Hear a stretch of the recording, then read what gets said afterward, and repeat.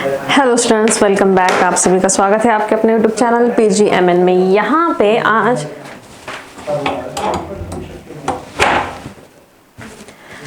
हमें स्टार्ट करना है role of microbes as bio control agent. Bio control agent का क्या मीनिंग होता है? एक्चुअल में बायो कंट्रोल का मीनिंग होता है अगर हम किसी बायोलॉजिकल मेथड को यूज़ कर रहे हैं टू कंट्रोल एनी डिसीज या फिर कुछ पेस्ट को कंट्रोल करने के लिए अगर हम कुछ यूज़ कर रहे हैं तो इसे हम बोल सकते हैं कि it is a bio control agent. Natural method of, ये एक नेचुरल मेथड है जिसको यूज़ करके हम किसी इंसेक्ट को कंट्रोल कर सकते हैं, किसी पेस्ट को कंट्रोल कर सकते हैं या फिर कुछ डिसीज कॉजिंग एजेंट्स को भी हम कंट्रोल कर सकते हैं। इसी को बायो कंट्रोल एजेंट या फिर बायोलॉजिकल कंट्रोल कहा जाता है। What is the biological control? Okay, so it refers to use of, इसमें हम बायोलॉजिकल मेथड को यूज़ करते हैं। क्यों यूज़ करना है हमें? टू कंट्रोल डिसीज को कंट्रोल करने के लिए यूज़ करना है, या फिर पेस्ट यानी कि जो हमारे क्रॉप को बर्बाद करने वाले जो भी डिसीज वगैरह होते हैं इसी को पेस्ट बोलते हैं। That is the paste. इसको कंट्रोल करने के लिए हमें यूज़ करना है कोई बायोलॉजिकल मेथड। नेचुरल मेथड जिसको हम यूज़ करते हैं टू एलिमिनेट या फिर control the insect, paste and other diseases, इसे कहा जाता है बायोलॉजिकल कंट्रोल या फिर bio control. Now the agent जिसे हम यूज़ करने वाले हैं इस मेथड के लिए, ठीक है, बायो कंट्रोल के लिए हम जिस एजेंट को यूज़ करेंगे इसे कहा जाता है बायो कंट्रोल एजेंट। इसे कहा जाता है बायो कंट्रोल एजेंट, यानी कि ऐसा एजेंट जिसे हम बायोलॉजिकल कंट्रोल के लिए यूज़ करते हैं।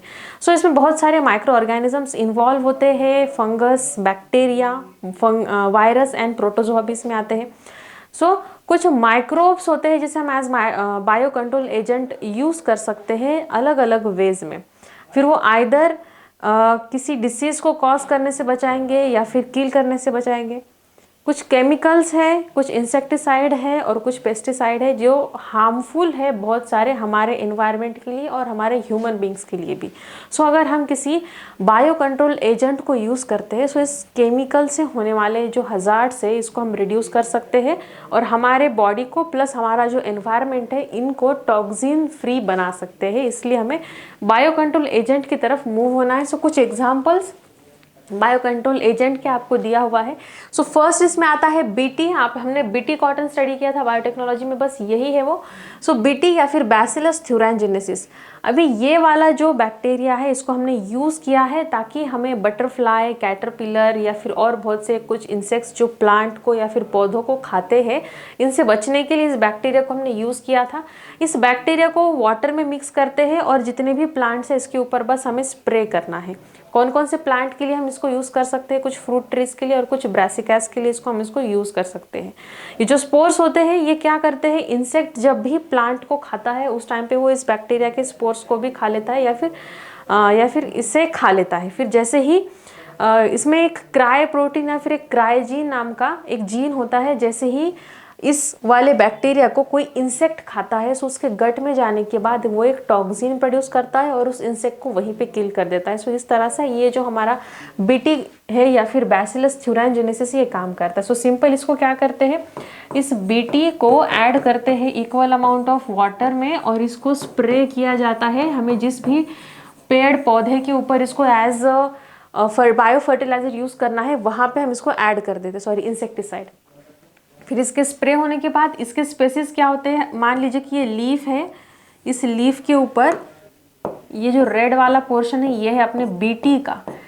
अभी कोई इंसेक्ट या फिर कोई लार्वी अगर आता है इसको खाने के लिए, ग्रीन कलर का एक लार्वी आ गया मानो, और इसने क्या किया, इस लीफ को खाने के लिए शुरुआत की। इसने ये लीफ खा लिया और लीफ के साथ साथ ये जो बीटी अपना था इसको भी खा लिया। अभी बीटी के अंदर क्या होता है, बीटी कंटेन्स क्राइजीन या फिर क्राई प्रोटीन, और जैसे ही ये क्राइजीन इस लार्वी के गट में जाता है यहाँ पे वो एक टॉक्सिन प्रोड्यूस करता है। ये टॉक्सिन डायरेक्टली ये जो बेचारा लार्वी होता है इसको किल कर देता है, मार देता है, खत्म कर देता है। बस इस तरह से ये बीटी दैट इज बैसिलस थ्यूरेंजेनेसिस इसमें काम करता है। नाउ इसके बाद हमें नेक्स्ट स्पेसिस देखना है which is the trichoderma species. ये फ्री लिविंग फंगस होते हैं जो कि रूट के सिस्टम में पाए जाते हैं, यानी जो ज़मीन से नीचे वाला पोर्शन है रूट का, यहाँ पे ये पाए जाते हैं। ये क्या करते हैं, ये काफ़ी अच्छे से बायो कंट्रोल एजेंट की तरह काम करते हैं मिट्टी में। और बहुत सारे मतलब ये बहुत सारे प्लांट के रूट्स में पाए जाते हैं बाय नेचर। ये जो फंगस होता है ये बहुत सारे सब्सटेंसेस को प्रोड्यूस करता है, जिसमें से कुछ एग्जांपल है विरिडीन, ग्लिटॉक्सिन एंड ग्लियोवेरिन नाम की। ये क्या करते हैं, सॉइल बॉर्न पैथोजन जो होते हैं, ये पैथोजन जो मिट्टी में प्रेजेंट होते हैं, ये प्लांट के रूट सिस्टम पे अटैक करते हैं और इसके कारण हमारे प्लांट में कुछ भी डिसीज हो सकता है। अगर रूट सिस्टम ही खराब हो गया देन प्लांट को सफिशिएंट अमाउंट में खाना पीना नहीं मिलेगा और प्लांट वैसे भी मर जाएगा। सो ऐसा ना हो इसलिए ये वाला जो फंगस होता है ये क्या करता है, उस प्लांट के रूट सिस्टम को अच्छे से बचा के रखता है। सो ट्राइकोडर्मा स्पेसिस जो होता है ये फंगस है जो कि रूट सिस्टम में पाया जाता है किसी भी प्लांट के। ये काफ़ी अच्छे से as a bio control agent काम करता है। बायो कंट्रोल एजेंट बोल के किस तरह से काम करेगा बच्चों, ये क्या करता है, ये फंगस है जो कि ये सब सब्सटेंसेस को प्रोड्यूस करता है। ये सब्सटेंसेस क्या करते हैं, मिट्टी में नीचे जितने भी पैथोजेंस होते हैं, इन पैथोजन का जो अटैक होता है इन रूट पर, इसको नहीं होने देते, बिकॉज रूट्स के आसपास इन्होंने ऑलरेडी ये सब सब्सटेंसेस प्रोड्यूस करके रखे हैं जो कि इन पैथोजन को किल करते हैं और इस तरह से ये पूरे प्लांट को बचा देते हैं। इसके बाद में कुछ हमारे पास तकरीबन 4 ग्रुप है बायो कंट्रोल एजेंट्स के, जो हमें पता है कौन कौन से bio control agent, bacteria, fungus, virus और प्रोटोजोआ। ये चारों भी क्या करते हैं, हमारे जो बायो कंट्रोल एजेंट की तरह काम करते हैं, यानी ये प्लांट्स को बचाते हैं किसी ना किसी तरीके से। सो इसका कुछ एक टेबल भी आपको दिया हुआ है, microbes and their host. So pathogen है बैक्टीरिया, इसका होस्ट है कैटरपिलर, यानी इन पैथोजन को खाने वाला ये होस्ट होता है, इनको खाने वाला ये सब होस्ट है और इसे हम as bio control agent use कर सकते हैं। सो फर्स्ट में देखते हैं हम bacteria. So BT that is bacillus thuringiensis, bacillus popilliae and bacillus lentimorbus. So ये सब बीटी के ही टाइप से ये अलग अलग स्पेसीज है। होस्ट कौन से है, यानी इनको खाकर मरने वाला कौन है भाई, सो इनको खा के मरने वाला है कैटरपिलर है, एडल्ट बीटल्स है एंड कैबेज वर्म है। फंगस के बारे में अगर हम बात करें तो ये सब फंगस के 4 स्पेसीज है और इन स्पेसीज को खाने वाले कौन है, सो इनको खाने वाले हैं एफिड क्रॉकी है, ये सब बग्स वगैरह, माइट्स या फिर व्हाइट फ्लाइज जो है वो इन फंगस को खा के मर जाते हैं। इसके बाद में प्रोटोजोआ में आता है नोसेमा लैक्टोसा। सो ये वाला जो प्रोटोजोआ है ये पैथोजन है किसके लिए, ग्रास हॉपर्स, कैटरपिलर और क्रिकेट्स के लिए। ये क्या करते हैं, इसको खाते हैं और खुद मर जाते हैं। एक्चुअल में इनका जो अटैक होता है ये हमारे पेड़ पौधों पर होता है, बट उसके ऊपर ऑलरेडी अगर हमने ये पैथोजन रखा है as a bio control agent, so वो क्या करते हैं, मतलब वो प्लांट को भी थोड़ा बहुत खाते हैं, बट उसी के साथ साथ ये वाला जो इनका पोर्शन है पैथोजन जो हमने उसके ऊपर रखा है इसको भी खा लेते हैं। सो इसके कारण इनकी मौत हो जाती है और आगे ये हमारे प्लांट को नुकसान नहीं पहुंचा पाते। वायरसेस में ये सब वायरसेस है एनपीवी एंड जीवी। सो इनके जो होस्ट ये होता है कैटरपिलर है, देन जिप्सी मॉन्थ है, एंड्स है, वैस्प है एंड बीटल्स है। सो ये सब इसके होस्ट होते हैं। Okay, so now moving forward, अभी हमें देखना है कुछ बायो हर्बिसाइड्स। अब इस नाम पे से हमें क्या पता है, हर्बिसाइड यानी कि जो हर्ब्स को खाते हैं।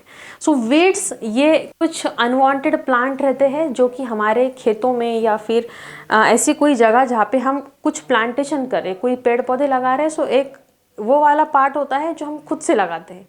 सेकेंड वाला कुछ पार्ट होता है जो कि अनवांटेडली ग्रो हो जाता है, यानी हमने इसको खुद से नहीं लगाया होता है, खुद ही आ जाता है। इसे कहा जाता है बायो हर्बिसाइड। सो जो वीड्स होते हैं ये कम्पीट करते हैं हमारे मेन क्रॉप के साथ, यानी हमारे मेन क्रॉप को हम जो खाना पीना देते हैं इसी के साथ ये कम्पीट करते हैं और उसी में से कुछ ना कुछ ये पोर्शन खा लेते हैं और हमारे क्रॉप को उन पोर्शन का, उस न्यूट्रिशन की कमी हो जाती है। इसलिए ये जो एक्स्ट्रा वाला वीड होता है ये ऑलमोस्ट हम क्रॉप या फिर मान लीजिए अगर हमने किसी पॉट में भी कुछ पौधे लगाए सो वहाँ पे जो एक्सेस में आ जाते हैं वीड्स, इसको हम निकाल के फेंक देते हैं। बट कुछ माइक्रोब्स को हम यूज़ कर सकते हैं एज अ हर्बिसाइड, ताकि वो जो एक्स्ट्रा वीड आ रहा है इसको आने ही ना दे। बहुत सारे जो डाइकॉट हर्ब्स होते हैं उनको फील्ड में हम ग्रो करते हैं और उसी के साथ साथ जो ये एक्स्ट्रा आने वाले वीड्स होते हैं इसको किल करने के लिए बहुत सारे माइक्रो ऑर्गेनिज्म को हम यूज़ करते हैं, उसको हमें डिटेल में देखना है। सो बायो हर्बिसाइड में क्या देखना है हमें, वीड्स यानी क्या होते हैं, अनवांटेड प्लांट, कोई भी प्लांट, कोई भी घास फूस जो अनवांटेडली हमारे खेतों में आ जाता है इसे वीड कहा जाता है। अभी ये वीड सिर्फ ऐसा नहीं कि सिर्फ हमारे खेत में आता है, ये हो सकता है हमारे पॉन्ड में या फिर लेक में भी आ सकता है। अभी इस वीड से हमें क्या प्रॉब्लम क्या है? सो वीड क्या करता है, हमारे हमारा जो मेन क्रॉप होता है उस क्रॉप को हम खाने के लिए कुछ मतलब उसको हम फर्टिलाइजर्स देते हैं, पानी देते हैं, नरिशमेंट देते हैं। उसी के साथ साथ ये जो वीड होते हैं ये भी इसके ग्रोथ में कहीं ना कहीं इंटरफेयर करते हैं, यानी उसका खाना पीना ले लेते हैं। इसके कारण कुछ एडवर्स इफेक्ट होते हैं हमारे क्रॉप के ऊपर। सो ऐसा ना हो इसलिए हम क्या करते हैं, इन वीड्स को निकाल के फेंक देते हैं। यस, सो वीड्स को तो निकाल के फेंकना ही, हमें कोई डाउट नहीं इसमें, बट इसी के साथ साथ हमें क्या करना है, वीड्स मतलब वीड्स का वहाँ पे ग्रोथ ही ना हो इसके लिए हम क्या कर सकते हैं। सो इसके लिए हम कुछ माइक्रोब्स यूज करते हैं जो कि फील्ड में इस वीड को ग्रो ही ना होने दे। सो कौन से हैं ये माइक्रोब्स, चलिए चल के देखते हैं। So microbial herbicide and their host. सो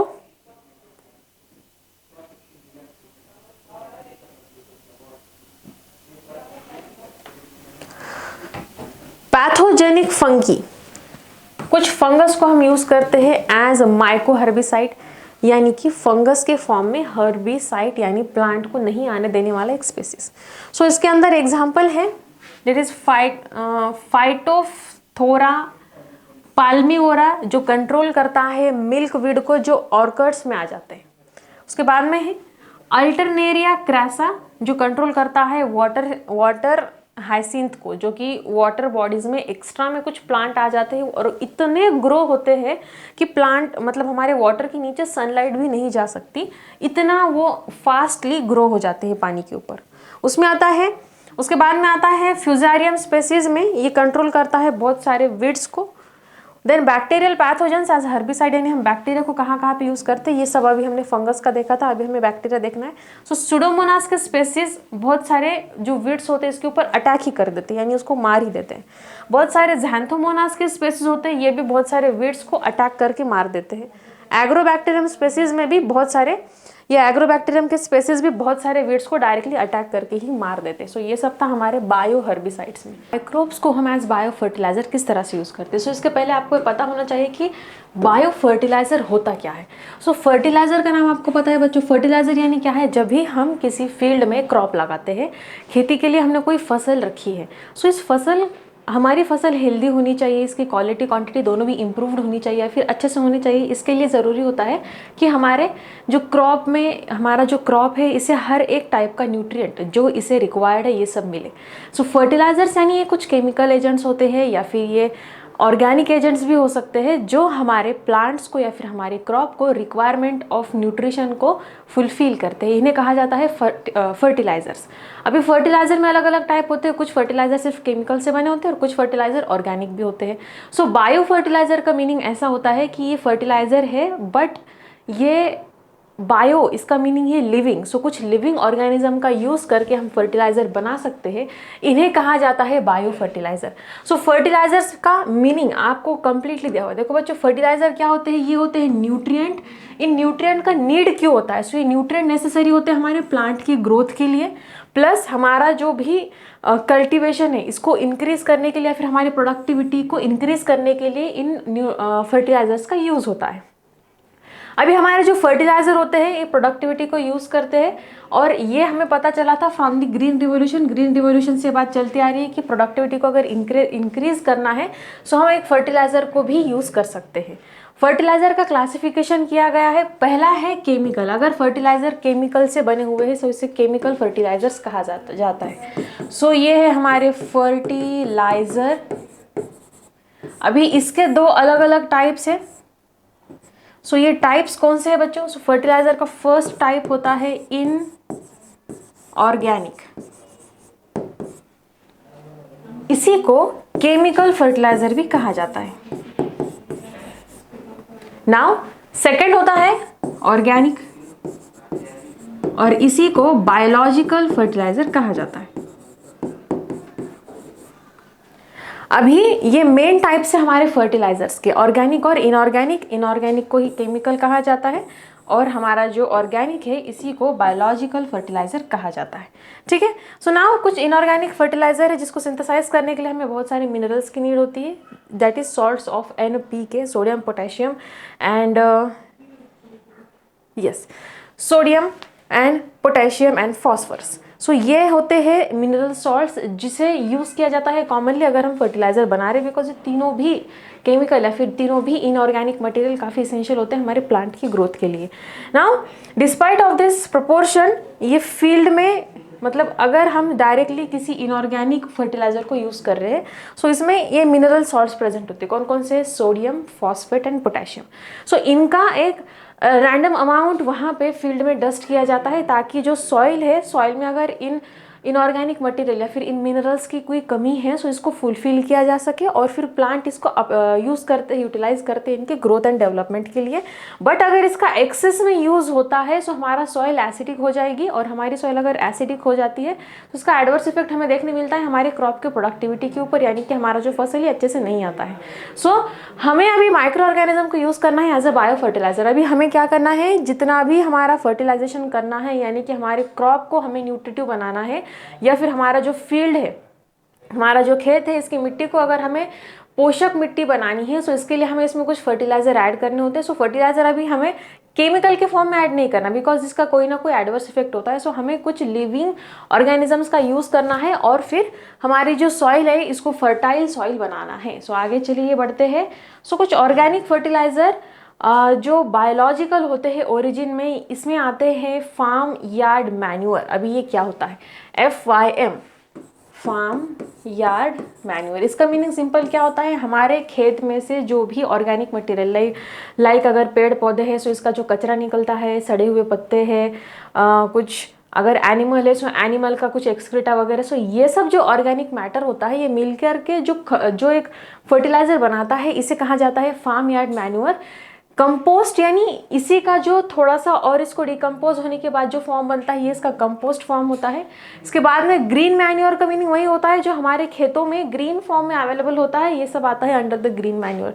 और इन सभी को हम हमारे सॉइल की फर्टिलिटी इंक्रीज करने के लिए, यानी कि हमारे सॉइल के जो न्यूट्रिएंट्स है इसको इंक्रीज करने के लिए यूज़ कर सकते हैं। बट आजकल अभी हमें काफ़ी एग्रीकल्चरल प्रोडक्शन को फास्ट करना है, प्लस प्रोडक्शन बढ़ाना है, क्वालिटी क्वांटिटी दोनों को भी बढ़ाना है, इसलिए हमें अभी बायो फर्टिलाइजर्स का यूज़ करना है और ऑर्गेनिक फार्मिंग भी करनी है, यानी कि हमें as much as possible chemical fertilisers का यूज़ बहुत कम करना है। सो बायो फर्टिलाइजर की जब हम बात करते हैं, सो इसमें फर्स्ट सबसे ज़्यादा पॉपुलर वाला एक पार्ट आता है जिसे कहा जाता है नाइट्रोजन फिक्सिंग। नाइट्रोजन काफ़ी इंपॉर्टेंट होता है हमारे प्लांट के ग्रोथ एंड डेवलपमेंट के लिए। नाइट्रोजन फिक्सिंग का मीनिंग होता है जो आसपास एनवायरनमेंट में नाइट्रोजन फ्री फॉर्म में अवेलेबल है, इस नाइट्रोजन को हमें पकड़ के रखना है और हमारे प्लांट तक पहुंचाना है। सो इसके लिए हम कुछ बायो फर्टिलाइजर यानी कुछ माइक्रो ऑर्गेनिज्म, जिंदा micro organism, living micro organism का यूज़ कर सकते हैं और हमारे सॉइल की क्वालिटी को इंक्रीज कर सकते हैं। अभी कौन कौन सा माइक्रो ऑर्गेनिज्म है जो इस नाइट्रोजन को फिक्स करने में या फिर हमारे प्लांट तक इस फ्री नाइट्रोजन को पहुंचाने में हेल्प कर सकते हैं? सो इसमें आते हैं बैक्टीरिया, साइनोबैक्टीरिया और फंगस, इसको हम यूज़ कर सकते हैं। सो बायो फर्टिलाइजर्स क्या होते हैं? ये एक कमर्शियल प्रोडक्ट है या फिर कमर्शियल प्रिपरेशन है जो रेडी टू यूज़ होता है, यानी बस परचेस करके लाओ और डायरेक्टली अपने फील्ड में ऐड कर दो। इसमें क्या होता है, बायो फर्टिलाइजर में लाइव बैक्टीरियाज होते हैं, लाइव फंगस होते हैं या फिर इनका फॉर्मुलेशन होता है। इसे डायरेक्टली हम प्लांट या फिर सॉइल या फिर इन दोनों के लिए अप्लाई कर सकते हैं, जो हमारे सॉइल की फर्टिलिटी को इंक्रीज करता है। बिकॉज ऑफ किस तरह से इंक्रीज करेगा, ये अपनी खुद की जो बायोलॉजिकल एक्टिविटी होती है इसके कारण अपने सॉइल की जो क्वालिटी इसको इंक्रीज करता है। सो ये है हमारे ऑर्गेनिक फर्टिलाइजर्स। ऑर्गेनिक फर्टिलाइजर में आता है FIM, that is the farm yard manure, यानी हमारे खेतों में का सब बचा हुआ कचरा। फिर आता है हमारे कंपोस्ट, यानी इसी का जो डिकम्पोस्ट फॉर्म होता है, ये इसी को कंपोस्ट कहा जाता है। देन ग्रीन मैन्योर, यानी वही घास फूस वाला सभी पार्ट, ग्रीन मैन्योर इसी में आता है। अभी देखो जो बायो फर्टिलाइजर्स होते हैं, सो बायो फर्टिलाइजर का मीनिंग क्या होता है, कोई भी लिविंग माइक्रो ऑर्गेनिज्म। सो कौन कौन से लिविंग माइक्रो ऑर्गेनिज्म को हम एज बायो फर्टिलाइजर यूज कर सकते हैं? So we can use, okay, so bio fertilizer के examples, sorry, bacteria, fungi and और हम कौन सा यूज कर सकते हैं, साइनोबैक्टीरिया। मार्केट में इन तीनों के भी ready to use preparations available होते हैं, यानी डायरेक्टली लेकर आओ और अपने फील्ड में ऐड कर दो। Ready to use commercial preparations are available. इसको हम डायरेक्टली अप्लाई कर सकते हैं हमारे प्लांट में, ताकि हमारा जो फील्ड है इसका हमें क्या करना है, वी हैव टू इम्प्रूव। क्या इम्प्रूव करना है, फर्टिलिटी। फर्टिलिटी का मीनिंग होता है ऐसी सॉइल हमें बनानी है जो सॉइल भरी पूरी रहे न्यूट्रिएंट्स के साथ, ताकि हमारा इसमें जो भी प्रोडक्ट या फिर प्लांट आने वाला है ये भी अच्छे क्वालिटी का है। Now moving forward, bio fertilisers यही होते हैं जो कि हमें direct ready to use format में आजकल अवेलेबल है। और ये जो बायो फर्टिलाइजर्स है, सो ये इसका और कौन कौन सा फ़ायदा है। सो अगर हम बायो फर्टिलाइज़र को यूज़ करें, तो सबसे पहला आता है ये कॉस्ट इफेक्टिव। कॉस्ट इफेक्टिव यानी ये सस्ता पड़ता है as compare to the chemical fertiliser, plus ये इको फ्रेंडली, यानी इससे एनवायरनमेंट को कोई भी नुकसान नहीं होने वाला। ये बहुत ही अच्छा रोल प्ले करते हैं अगर हमें सॉइल की फर्टिलिटी को इंक्रीज करना है, यानी एक्चुअल में सॉइल की फर्टिलिटी को इंक्रीज करते हैं, कोई भी साइड इफेक्ट नहीं देते। और प्लस इसकी जो फर्टिलिटी है ये सस्टेनेबल होती है, यानी काफ़ी लंबे समय तक ये फर्टिलिटी चलती है। सो ये था अबाउट द बायो फर्टिलाइजर। अभी हमें इसके आगे देखना है कि बायो फर्टिलाइजर के टाइप्स कौन से होते हैं। सो फर्स्ट में आता है nitrogen fixing bio fertiliser. So nitrogen fixing यानी ऐसे बायो फर्टिलाइजर जो क्या करते हैं, नाइट्रोजन को फिक्स करते हैं। फिक्स करते हैं यानी ये क्या करते हैं, हमारे एनवायरनमेंट में आपको पता है सबसे ज़्यादा अमाउंट होता है नाइट्रोजन गैस का। सो ये नाइट्रोजन गैस एक्चुअल में बहुत इंपॉर्टेंट होता है कंस्ट्रक्शन ऑफ द बॉडी के लिए। जैसे कि आपको पता है हम प्रोटीन से बने होते हैं, और प्रोटीन के लिए नाइट्रोजन कितना इंपॉर्टेंट होता है, एवरीवन नोज दिस। सो उसी तरह से नाइट्रोजन को फिक्स करना काफ़ी इंपॉर्टेंट होता है अगर हमें हमारे प्लांट का या फिर क्रॉप का क्वालिटी और क्वांटिटी दोनों भी बढ़ाना है तो। So nitrogen fixing bio fertiliser में क्या आता है, ये कुछ ऐसे माइक्रो ऑर्गेनिज्म होते हैं जो क्या करते हैं, एटमॉस्फेरिक नाइट्रोजन को नाइट्रोजीनियस कंपाउंड्स में कन्वर्ट करते हैं। सो ये क्या करते हैं, एटमॉस्फेरिक नाइट्रोजन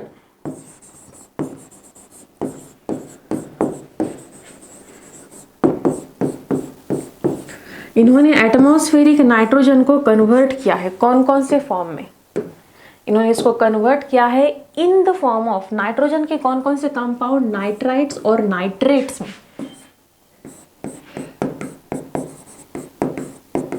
नाइट्राइट्स और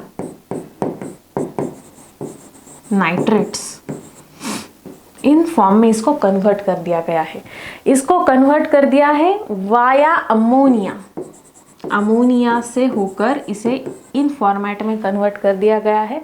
और ये जो बैक्टीरिया, ये जो माइक्रो ऑर्गेनिज्म होते हैं जो नाइट्रोजन को फिक्स करते हैं, इन्हें कहा जाता है डायअज़ोट्रॉप्स। आपको पता होगा अज़ो का मीनिंग होता है नाइट्रोजन। सो डायअज़ोट्रॉप्स यानी ऐसे माइक्रो ऑर्गेनिजम्स जो नाइट्रोजन को फिक्स करते हैं, इन्हें कहा जाता है डायअज़ोट्रॉप्स। अभी इसमें भी दो टाइप्स आते हैं। सो नाइट्रोजन वाले बैक्टीरिया में और दो टाइप उसमें है। First symbiotic nitrogen fixing. अभी सिम्बायोटिक नाइट्रोजन, सिम्बायोटिक का मीनिंग होता है अगर कोई दो लोग एसोसिएशन में यानी एक साथ रह रहे, इसे सिम्बायोटिक एसोसिएशन कहा जाता है। सो उसी तरह से सिम्बायोटिक नाइट्रोजन फिक्सिंग का मीनिंग होता है कि अगर माइक्रो ऑर्गेनिज्म किसी और माइक्रो ऑर्गेनिज्म के साथ रहते हैं, ठीक है, किसी और माइक्रो ऑर्गेनिज्म के साथ रहते हैं और फिर नाइट्रोजन को फिक्स कर रहे हैं, ऐसे माइक्रो ऑर्गेनिजम्स को symbiotic nitrogen fixing micro organism कहा जाता है। इसके एग्जांपल में आता है राइजोबियम है, देन एनाबेना, इन सब के डायग्राम्स आपको देखने हैं। ये क्या करते हैं, ये हमेशा अंडरग्राउंड पार्ट जो होता है प्लांट का, कौन सा है अंडरग्राउंड, यानी मिट्टी के नीचे वाला पार्ट हमारा रूट होता है। सो ये रूट के साथ एसोसिएटेड होते हैं, यानी हमेशा रूट के साथ ही रहते हैं और फिर वहाँ पे नाइट्रोजन का फिक्सिंग करते हैं। सेकेंड वाला होता है फ्री लिविंग या फिर non symbiotic nitrogen fixing micro organism, जिसमें आते हैं अजोटोबैक्टर्स एंड नोस्टॉक और ये सब बचे हुए एग्जाम्पल। सो ये बैक्टीरिया क्या करते हैं, ये इनके फ्रीली अवेलेबल होते हैं मिट्टी में, ये किसी प्लांट के रूट के पार्ट को ऐसे स्पेशली मिक्सअप होके नहीं रहते। सो ये है नाइट्रोजन फिक्सिंग बैक्टीरिया या फिर नाइट्रोजन फिक्सिंग बायो फर्टिलाइजर्स के टू डिफरेंट टाइप्स। इसके बाद में नेक्स्ट हमें देखना है फॉस्फेट सोल्यूबिलाइजिंग बायो फर्टिलाइजर। अभी फॉस्फेट सोल्यूबिलाइजिंग बायो फर्टिलाइजर यानी इस टाइप के माइक्रो ऑर्गेनिज्म होते हैं या फिर स्पेसीज ऑफ माइक्रो ऑर्गेनिज्म होते हैं जो इनसोल्यूबल फॉस्फेट को सोल्यूबल फॉर्म में कन्वर्ट करते हैं। सो ये क्या करते हैं, इनसोल्यूबल फॉस्फेट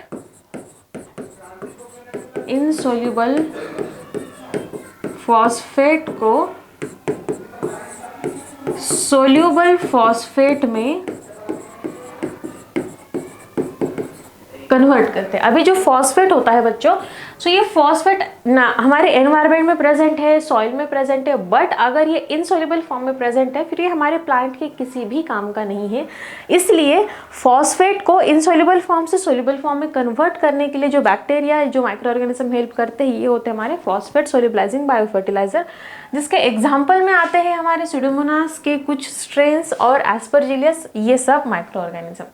नेक्स्ट वाला जो पार्ट है ये कंपोस्ट मेकिंग। सो कंपोस्ट का मीनिंग वही होता है जो भी कॉम्प्लेक्स ऑर्गेनिक मटेरियल है इसको थोड़ा सा लेस कॉम्प्लेक्स ऑर्गेनिक मटेरियल में कन्वर्ट करना या फिर ब्रेक डाउन करना, इसे कहा जाता है कंपोस्ट।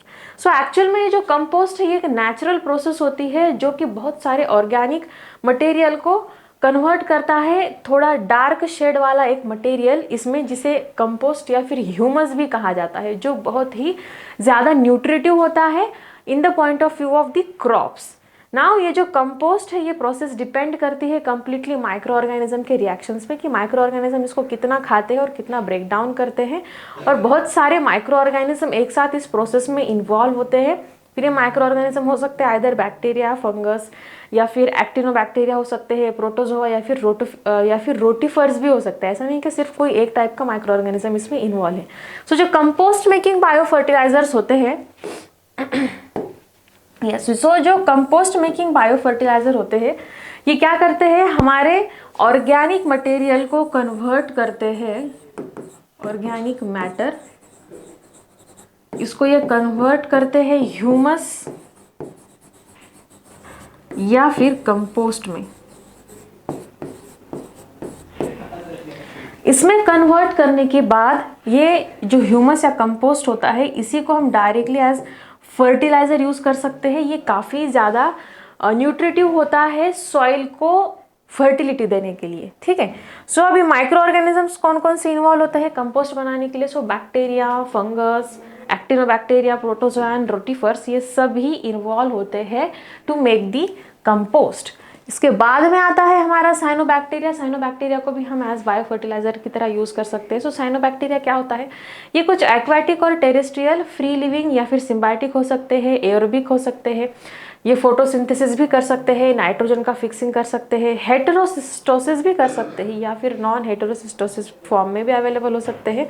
इसके एग्जांपल्स आपको दिया हुआ है, एनाबेना है, नॉस्टॉक है, देन प्लेक्टोनीमा है, एक्सेट्रा। और ये सब जो बैक्टीरिया होते हैं ये प्लांट लाइक अजोला और अजोला एंड सिकैस, ये प्लांट्स के नाम है, इनके साथ ये बैक्टीरिया एसोसिएटेड होते हैं। तो साइनोबैक्टीरिया काफ़ी ज़्यादा वर्सटाइल होते हैं इनके फंक्शंस में। सो साइनोबैक्टीरिया आइदर एक्वाटिक हो सकते हैं यानी वो पानी में भी रह सकते हैं, टेरेस्ट्रियल भी हो सकते हैं, फ्रीली लिविंग हो सकते हैं या फिर किसी के साथ सिम्बायोटिक एसोसिएशन में भी रह सकते हैं, एरोबिक भी हो सकते हैं, फोटोसिंथेटिक हो सकते हैं, नाइट्रोजन फिक्सिंग, यानी हमारे प्लांट को हर तरफ से ये बैक्टीरिया काफ़ी ज़्यादा यूजफुल होते हैं। सो दैट्स वाई इस बैक्टीरिया को एज अ बायोफर्टिलाइजर हम यूज़ कर सकते हैं ना। इसके बाद आपको दिया हुआ है क्लासिफिकेशन ऑफ बायोफर्टिलाइजर की बायोफर्टिलाइजर को हमने किस तरह से क्लासीफाई किया है या फिर हम कर सकते हैं। सो अगर हम nature of the micro organism देखें तो इसके ऊपर से हम इसको कन्वर्ट कर सकते हैं बैक्टीरिया और फंगस में। सो बायोफर्टिलाइजर को हम कन्वर्ट कर सकते हैं टू फॉर्म्स में, जिसमें फर्स्ट आता है हमारा फंगस और एक आता है हमारा बैक्टीरिया। यानी ये डिपेंड करता है कि अगर हमने फर्टिलाइजर को माइक्रो ऑर्गेनिज्म कौन सा है इसके ऊपर से अगर हम इसको क्लासीफाई करते हैं then we can classify it as fungal and bacterial. Okay, so fungal and bacterial की अगर हम बात करें, सो फंगल यानी जो फंगस से बने होते हैं, बैक्टीरियल यानी कि जो बैक्टीरिया को यूज करके बने हुए फर्टिलाइजर्स होते हैं। सो जो बैक्टीरियल फर्टिलाइजर्स होते हैं, सो बैक्टीरियल फर्टिलाइजर में कौन कौन से बैक्टीरिया आते हैं?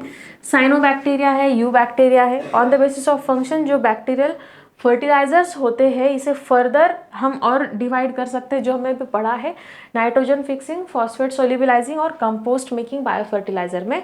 और साइनोबैक्टीरिया बायोफर्टिलाइजर, इसको भी हम एक सेपरेट क्लासीफाई कर सकते हैं। In case of fungal bio fertiliser, यानी अगर हम सिर्फ फंगस को इन्वॉल्व कर रहे हैं as a bio fertiliser, then इसको हम आगे क्लासीफाई कर सकते हैं एज एक्टो माइकोराइजा और एंडो माइकोराइजा। अभी ये एक्टो और एंडो माइकोराइजा क्या होते हैं इसको हम डिटेल में देखने वाले हैं। सो फंगल बायो फर्टिलाइजर पढ़ लेते हैं अभी, यानी अगर हम फंगस को as a bio fertiliser use कर रहे हैं देन। सो माइकोराइजा ये एक फंगस ही होता है। ये क्या करता है, सिम्बायोटिक एसोसिएशन करता है विद द राइजोम्स या फिर रूट, प्लांट के जो रूट होते हैं इसके साथ ये सिम्बायोटिक एसोसिएशन करता है, यानी दोनों एक साथ जुल मिल के रहते हैं। और ये क्या करते हैं, हमारा जो प्लांट है इस प्लांट को जो न्यूट्रिशन चाहिए होता है, सो कुछ न्यूट्रिशन ये इसको अवेलेबल कराते हैं और इसके बदले में ये हमारे रूट्स के साथ सिम्बायोटिक एसोसिएशन में रहते हैं। सो ये जो एसोसिएशन होता है रूट्स का और इस फंगस का, सो ये जनरली ह्यूमिड फॉरेस्ट में पाया जाता है, यानी ऐसे फॉरेस्ट जो काफ़ी बड़े हैं, इतने बड़े कि इसकी मिट्टी हमेशा ह्यूमिड यानी कि मॉइस्ट रहती है। सो इस टाइप के फॉरेस्ट में इस तरह का एसोसिएशन जनरली पाया जाता है। इसको डिस्कवर किया था फ्रैंक ने इन 1885 और इसमें दो टाइप्स मिले हैं, एक्टोमाइकोराइजा और एंडोमाइकोराइजा। अभी ये एक्टो और एंडोमाइकोराइजा क्या है इसको हम डिटेल में देखते हैं। सो एक्टो का मीनिंग होता है आउटसाइड। सो मान लीजिए कि अगर हमारा ये एक ऊपर से बहुत बड़ा सा पेड़ है और ये उसके रूट सिस्टम, ठीक है, ये नीचे वाला पोर्शन है जो मिट्टी के नीचे है। सो एक्टोमाइकोराइजा ये क्या करता है, हमारा ये जो नीचे वाला पोर्शन है रूट्स का, इसके आसपास एक स्फीयर बना देता है और इसमें इसके साथ रहने लगते हैं। अभी ये क्या कर रहे हैं, रूट के साथ रहते हैं आउटर लेयर में रूट के, ठीक है, outer layer that is ecto, उसके आउटर लेयर में इस तरह से रहते हो, यानी इस तरह से उन्होंने क्या किया है, कवर कर दिया है अपने प्लांट के जो रूट्स है इसको। और इसको कवर करने के बाद ये क्या करते हैं, इसका बहुत सारा यूज होता है हमारे प्लांट को, जैसे कि प्लांट का जो एब्जॉर्प्शन का सरफेस एरिया है ये बढ़ जाता है, जिसके कारण ज़्यादा से ज़्यादा अपटेक ऑफ न्यूट्रिशन और वाटर पॉसिबल हो जाता है। अभी न्यूट्रिशन की बात करें तो न्यूट्रिशन कौन कौन सा रहता है प्लांट के लिए, नाइट्रोजन, फॉस्फोरस, कैल्शियम और पोटेशियम, ये सब हमारे प्लांट के लिए न्यूट्रिएंट्स होते हैं। और जब भी हमारा एक्टोमाइकोराइजा क्या करता है, प्लांट के रूट को इस तरह से कवर करता है, ये सरफेस एरिया को बढ़ाएगा और ज़्यादा से ज़्यादा एब्जॉर्प्शन कराएगा, यील्ड इंक्रीज होगी हमारे प्लांट की।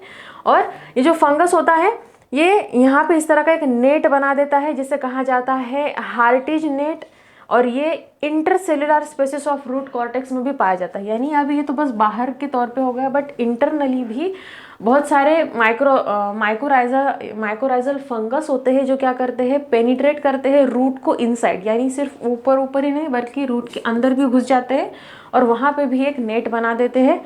और इनका एक ही काम होता है कि ये वाले जो न्यूट्रिएंट्स है इसको हमें मैक्सिमम एब्जॉर्ब करना है। सो ये था अबाउट द एक्टोमाइकोराइजा। अभी जो हमारा नेक्स्ट वाला पार्ट है एंडोमाइकोराइजा, सो नाम से ही पता चलता है एंडो का मीनिंग होता है इंटरनल। सो ये क्या करते हैं, हमारा रूट का अगर हमने इस तरह से टीएस लिया तो इसमें बहुत सारे सेल्स हमें दिखाई देते हैं।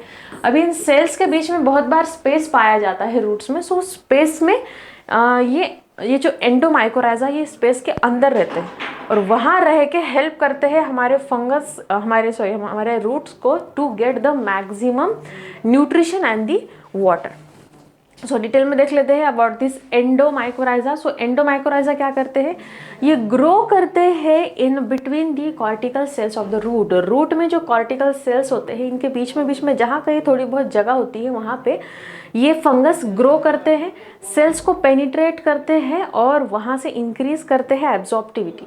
और इसी को कहा जाता है वेस्क्यूलो अर्बिस्कुलर माइकोराइजी या फिर VAM, वेस्क्यूलो अर्बिस्कुलर माइकोराइजी या फिर VAM। इसका मीनिंग क्या होता है, ये जो हमारे फंगस है ये कॉर्टिकल सेल्स के स्पेसेस में आते हैं, वहाँ पे बढ़ जाते हैं और वहाँ से इंक्रीज करते हैं एब्जॉर्प्शन। और नाउअडेज इसी को AM फंगस के नाम से भी जाना जाता है। और जो प्लांट इस VAM के साथ ग्रो होते हैं जनरली ये लेस इरिगेटेड लैंड्स में पाए जाते हैं। लेस इरिगेटेड लैंड यानी ऐसी मिट्टी जो कि काफ़ी ज़्यादा कॉम्पैक्ट है, जहाँ पे ऑक्सीजन नहीं है या फिर ऑक्सीजन कम है, ऐसे मिट्टी में इस टाइप का जो एक्टोमाइकोराइजा है ये पाया जाता है और ये VAM के साथ एसोसिएटेड होता है। ये क्या करता है, हमारे प्लांट के लिए कन्वर्जन करता है लेस प्रोडक्टिव फील्ड को मोर प्रोडक्टिव फील्ड में। ओके, सो ये क्या एंडोमाइकोराइजा में क्या है, जो भी ये फंगस होता है कॉर्टिकल सेल के बीच में जाकर ये ग्रो होता है, वहाँ पे एक नेट बनाता है। अल्टीमेटली ये लेस इरिगेटेड सॉइल यानी कि जहाँ पे मिट्टी ज़्यादा कॉम्पैक्ट होती है या फिर चिपकी हुई होती है, सो ऐसे मिट्टी में जनरली पाया जाता है और ये इंक्रीज करता है हमारे जो प्लांट के लिए न्यूट्रिशन का रिक्वायरमेंट होता है इसको। ना इसके बाद में हमें देखना है बेनिफिट्स ऑफ माइकोराइजा कि माइकोराइजा के फायदे क्या है। सो कुछ सेलेक्टिव एब्जॉर्प्शन करने होते हैं हमें कुछ इनऑर्गेनिक मटेरियल्स के, लाइक दी फॉस्फोरस है, जिंक है, copper, calcium, nitrogen, manganese, then bromine, ferrous, इन सब के। सो इन सब के सेलेक्टिव एब्जॉर्प्शन के लिए ये फंगस काफ़ी ज़्यादा यूजफुल होती है, बिकॉज फंगस क्या करती है, फंगस ऑलरेडी एक ऐसा माइक्रो ऑर्गेनिज्म है जो कि डेड एंड डिकेड मटेरियल के ऊपर ग्रो करता है और वहाँ से इन इनऑर्गेनिक मैटर्स को ये ईजिली रीअपटेक कर सकता है। वाटर का अपटेक बढ़ाते हैं ये सब फंगस, ग्रोथ एंड हार्मोन्स का सिक्रेशन भी ये इंक्रीज करते हैं और प्रोटेक्शन देते हैं हमारे होस्ट प्लांट्स को against the other micro organism. दूसरे माइक्रो ऑर्गेनिज्म हमारे होस्ट प्लांट के ऊपर अटैक ना करे इसके लिए भी प्रोटेक्शन देते हैं और एक एंटीबायोटिक मटेरियल भी वहाँ पे सिक्रीट करते हैं। सो आपको पता होगा एंटीबायोटिक यानी क्या है, ये कुछ फंगस या फिर बैक्टीरिया से ऑब्टेन किए हुए केमिकल्स होते हैं जो दूसरे माइक्रो ऑर्गेनिज्म के अगेंस्ट में काम करते हैं। नाउडेज बहुत सारे माइकोराइजा, हमें नियर अबाउट 8 अलग अलग टाइप के माइकोराइजा मिल गए हैं जो आपको यहाँ पे एनलिस्ट करके दिए हुए हैं। सो हाउएवर आपको इस वाले चैप्टर में याद रखना है हम बायो फर्टिलाइजर में कौन कौन सा पार्ट यूज कर सकते हैं। इसके बाद में हमें देखना है कुछ माइक्रो ऑर्गेनिज्म जिसे हम एज बायो फर्टिलाइजर यूज कर सकते हैं। सो इसमें फर्स्ट पार्ट है हमारा राइजोबियम। सो राइजोबिया एक रॉड शेप का हलचल करने वाला यानी मोटाइल, एरोबिक यानी जिसको ऑक्सीजन की नीड होती है सांस लेने के लिए, ग्राम निगेटिव है, नॉन स्पोर फॉर्मिंग होता है, नाइट्रोजन फिक्स करने वाला बैक्टीरिया होता है जिसमें NOD नॉड जीन्स प्रेजेंट होते हैं और NIF नीफ जीन्स भी प्रेजेंट होते हैं। ये क्या करता है, ये सिम्बायोटिक एसोसिएशन करता है लेग्यूमिनस प्लांट्स के साथ। लेग्यूमिनस प्लांट्स के जो रूट सिस्टम होती है इनके साथ ये सिम्बायोटिक एसोसिएशन करता है और नोड्यूल्स यानी गाठी गाठी बना देता है उसके रूट सिस्टम के ऊपर और उसके अंदर ये मल्टीप्लाई होते रहते हैं। ये जो राइजोबियम होते हैं क्या करते हैं, हवा में जितना भी या फिर एटमॉस्फेयर में जो कुछ नाइट्रोजन का जो कुछ भी नाइट्रोजन प्रेजेंट होता है, इसका कॉन्सेंट्रेशन प्रेजेंट होता है, इसको एब्जॉर्ब करते हैं और एज ए न्यूट्रिएंट प्लांट तक पहुंचाते हैं। इसके अंदर एग्जांपल में आता है आर लेग्यूमिनोसेरियम, ये स्पेसिफिक है हमारे पी प्लांट्स के लिए, और आर फैसुलिया ये जो बीन्स के प्लांट है इसके लिए स्पेसिफिक होते हैं। ये दोनों भी एग्जांपल है हमारे राइजोबियम के। सो राइजोबियम यानी क्या है, राइजोबिया एक रॉड शेप मोटाइल, ये सब आपको याद रखना है। नाइट्रोजन फिक्सिंग बैक्टीरिया है सबसे मेन, इसमें आपको याद रखना है बायो फर्टिलाइजर में राइजोबिया क्या है, ये nitrogen fixing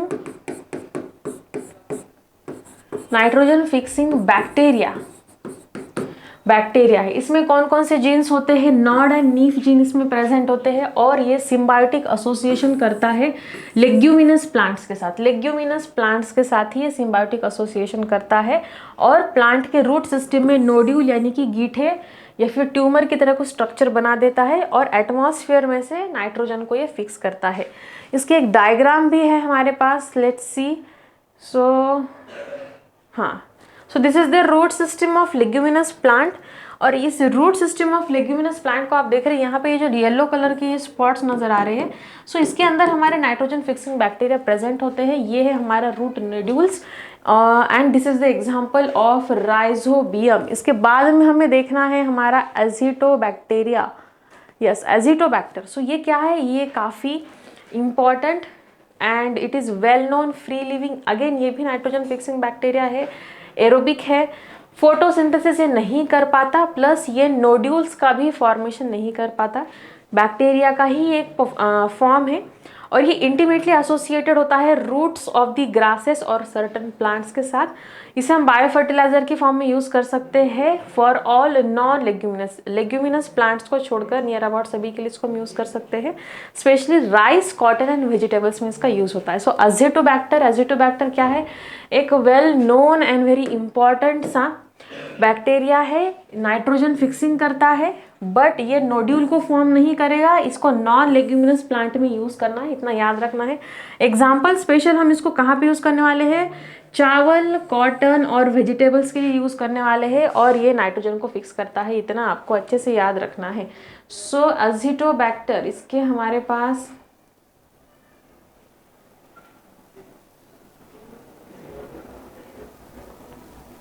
okay, so this is azotobacter. इसके बाद हमें नेक्स्ट वाला देखना है एजोस्पाइरुलिना। एजो का मतलब होता है बच्चों नाइट्रोजन। एजोस्पाइरुलिना, सो ये फ्री लिविंग है, एरोबिक, आगे नाइट्रोजन फिक्सिंग बैक्टीरिया है जो कि रूट ऑफ द कॉर्न के साथ एसोसिएटेड होते हैं। सो ये स्पाइरुलम किसके साथ एसोसिएटेड होते हैं, हमारे कॉर्न के रूट्स के साथ, प्लस व्हीट और जवार यानी जो हमारे स्टेपल फूड्स है, जो मेन फूड है, इसके रूट के साथ ये वाला बैक्टीरिया एसोसिएटेड होता है और बहुत सारा नाइट्रोजन ये फिक्स करता है। सो कितना नाइट्रोजन, 20 to 40 kgN मीन्स ये नॉर्मल है पर HA। So this is the unit. So ये नाइट्रोजन को इतना फिक्स कर पाता है। अगेन ये भी non leguminous plants, for example cereals के लिए millets, cotton and oil seeds के लिए ये ऑर्गेनिज्म काम करता है। इसके बाद में हमें देखना है आफ्टर दिस एनाबेना। अभी एनाबेना क्या है, so it is a genus of multicellular filamentous cyanobacteria. ये साइनोबैक्टीरिया को बिलोंग करता है और इट एग्जिस्ट एज प्लैंकटन। ये प्लैंकटन के फॉर्म में एग्जिस्ट करता है। इसमें एक एबिलिटी होती है to fix the nitrogen. Again ये भी नाइट्रोजन फिक्सिंग करता है और ये सिम्बायोटिक रिलेशनशिप में पाया जाता है विथ सर्टन प्लांट्स। कौन कौन से प्लांट होते हैं, so like the coralloid roots of the Cycas and Anthoceros thallus, इसके साथ में ये पाया जाता है। And it has some specialised and colourless cell. इसमें कुछ सेल्स होते हैं जो स्पेशल और कलरलेस सेल होते हैं, इन्हें हेट्रोसिस्ट कहा जाता है और ये प्रेजेंट होते हैं जहाँ पे नाइट्रोजन को फिक्स किया जाता है। सो एनाबेना का हमारे पास एक डायग्राम भी है। Yes, this is the Anabaena. So ये इसमें फोटोसिंथेटिक जोन होता है, ये होता है एनाबेना। ये एक अजोला लीफ है जिसमें फिलामेंटस एनाबेना पाया गया है। सो ये वाला है cavity, this is the dorsal lobe, that is यहाँ पे ये जो आपको स्ट्रिंग्स नजर आ रहे हैं कुछ कुछ ऐसे आड़े टेढ़े से, सो ये है एनाबेना माइक्रो ऑर्गेनिज्म जो क्या करता है, एयर में whatever the amount of nitrogen is there, so nitrogen को फिक्स करने में हेल्प करता है। सो एनाबेना अगेन इसमें एबिलिटी होती है नाइट्रोजन को फिक्स करने की, सिम्बायोटिक रिलेशनशिप में रहता है, कौन कौन से प्लांट्स में रहता है। So it is available for the Anthoceros and Cycas. So ये आपको एग्जाम्पल्स याद रखने हैं। इसमें कुछ सेल्स होते हैं जो कि स्पेशल सेल होते हैं for the nitrogen fixation, colourless cells होते हैं, इन्हें हेट्रोसिस्ट कहा जाता है। Now moving toward Azolla. So Azolla क्या है, ये फ्री फ्लोटिंग वाटर फर्न होता है, ठीक है, पानी में पाया जाने वाला फर्न होता है। इसमें कुछ फ्लोटिंग राइजोम या फिर स्टेम पाए जाते हैं जो कि स्मॉल ओवरलैपिंग बाइलोब लीव्स और रूट्स के साथ प्रेजेंट होते हैं, और ये जो लीफ होते हैं डॉर्सल और वेंट्रल लोब इसका डिफरेंट होता है। सो ये है एजोला। अभी जो डॉर्सल लोब होता है एनाबेना फिलामेंट का, ये प्रेजेंट होता है एरेनकाइमा या फिर जो फिक्स करते हैं नाइट्रोजन को इसके साथ, और जो एजोला होता है इसको हम बायो फर्टिलाइजर की तरह यूज कर सकते हैं राइस फील्ड में। ओके, सो एजोला एक वाटर फर्न है, यानी कि पानी के लेयर के ऊपर आने वाला एक प्लांट। आपको पता होगा ये, अगर वाटर का हमने जब स्टडी किया था कि वाटर एक्वाटिक प्लांट्स कौन से होते हैं।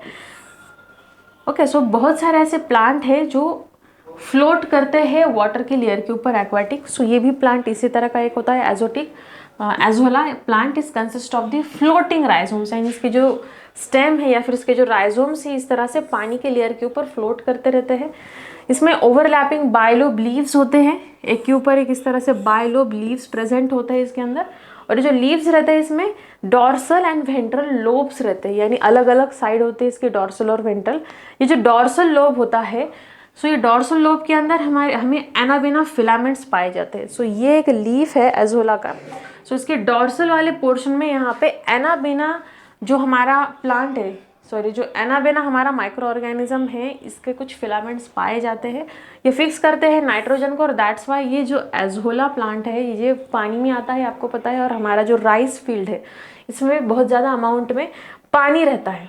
सो इसलिए हम इस वाले हमारा ये जो एजोला लीफ या फिर ये जो प्लांट होता है इसको बायो फर्टिलाइजर के तौर पे राइस के फील्ड में यूज़ कर सकते हैं, बिकॉज ये भी एक्वेटिक है, फिर इसमें पानी की बहुत नीड होती है। ऑलमोस्ट जो राइस फील्ड होती है आप लोगों ने देखा होगा, इसमें इतना पानी रहता है कि मतलब हमारा जो नीचे पोर्शन होता है पैरों का, ये पूरा उस पानी में डीप हो जाता है, इतना पानी उसमें ऑलवेज रहता है। सो दैट्स वाई इसको हम वहाँ पे यूज़ कर सकते हैं। सो ये अगेन कुछ डायग्राम्स हैं आपको जो बुक में दिए हुए हैं। सो ये है लेग्यूमिनस प्लांट का रूट सिस्टम का डायग्राम जिसमें नोड्यूल्स दिखाए गए हैं। देन ये है अजोला, अजोला के ये इस तरह से एक के ऊपर एक बायलोब वाले जो लीव्स है, ये है एजोला की लीव्स, और ये इस तरह से इसका डायग्राम है। ये पूरा वाटर में प्रेजेंट होता है ना। जो नोड्यूल्स थे हमारे लेग्यूमिनस प्लांट्स पे, अगर इसका हमने टीएस लिया so we can see, so TS में ये है कंप्लीट रूट, रूट में यहाँ पे फ्लोएम जाइलम वगैरह सब प्रेजेंट होता है। बट ये वाला जो इसका रूट का ये जो नोड है या फिर जो नोड्यूल है, इसके अंदर आप डिटेल में देख सकते हो अपने टेक्स्ट बुक में। सो रेड कलर के कुछ डॉट्स नज़र आ रहे हैं। सो ये हमारे बैक्टीरिया की कॉलोनी है या फिर यहाँ पे बैक्टीरिया रहते हैं और नाइट्रोजन को फिक्स करते हैं। So benefits of bio fertiliser, हमें बायो फर्टिलाइजर को क्यों यूज़ करना चाहिए? सो बायो फर्टिलाइजर को हम इसलिए यूज़ करना चाहिए सबसे पहले कि ये हमारे एनवायरनमेंट के लिए काफ़ी अच्छा एक ऑप्शन है। सो बायो फर्टिलाइजर का कॉस्ट बहुत कम होता है, यानी सस्ते होते हैं, और हम या फिर जो फार्मर होते हैं ये इसको अच्छी तरह से यूज़ करते हैं बिकॉज ये काफ़ी एक्सपेंसिव नहीं होते। पोल्यूशन का इसमें कोई भी चांस नहीं होता। सॉइल की फर्टिलिटी को 100% बढ़ाते ही है। बहुत सारे ग्रोथ हार्मोन को या फिर कुछ amino acid, protein and vitamin को भी ये सिंथेसाइज कर सकते हैं। फिर जो एजिटोबैक्टर होता है ये नाइट्रोजन को और कुछ एंटीबायोटिक्स को हमारे सॉइल में सप्लाई करके रख सकता है। जो बायो फर्टिलाइजर्स होते हैं ये इंक्रीज करते हैं हमारे physico chemical properties of the soil. So bio fertiliser हमारे सॉइल के कौन कौन से एक्टिविटीज़ को या फिर कौन कौन से प्रॉपर्टीज़ को इंक्रीज कर सकते हैं। सो इसके अंदर आता है टेक्सचर, स्ट्रक्चर, पीएच को चेंज कर सकते हैं, वाटर होल्डिंग कैपेसिटी को भी चेंज करते हैं, और कुछ न्यूट्रिशन या फिर ऑर्गेनिक मैटर को भी ये इंक्रीज करते हैं। ये सब है हमारे बायो फर्टिलाइजर्स के बेनिफिट्स। सो यहाँ पे हमारा ये वाला चैप्टर होता है दी एंड। नेक्स्ट लेक्चर में मिलते हैं नए चैप्टर के साथ, तब तक के लिए हमारे साथ बने रहिए और एंजॉय कीजिए आपकी स्टडीज़ को। इस चैप्टर में से बहुत सारे पॉइंट ऐसे हैं जिसके ऊपर आपको डिटेल में तो क्वेश्चन नहीं आते, बट हावेवर ऑब्जेक्टिव टाइप के जो क्वेश्चन होते हैं मैक्सिमम इस चैप्टर से बन सकते हैं, जिसमें आपको माइक्रो ऑर्गेनिज्म का नाम, इसके कुछ प्रॉपर्टीज़ को याद रखना है, बायो फर्टिलाइजर वगैरह इसके टाइप्स को याद रखना है। काफ़ी ईजी है, ओवरव्यू कर लिया एक बार, अच्छे से लेक्चर्स पढ़ लिए, सुन लिए, then nothing is there in this chapter. All the best.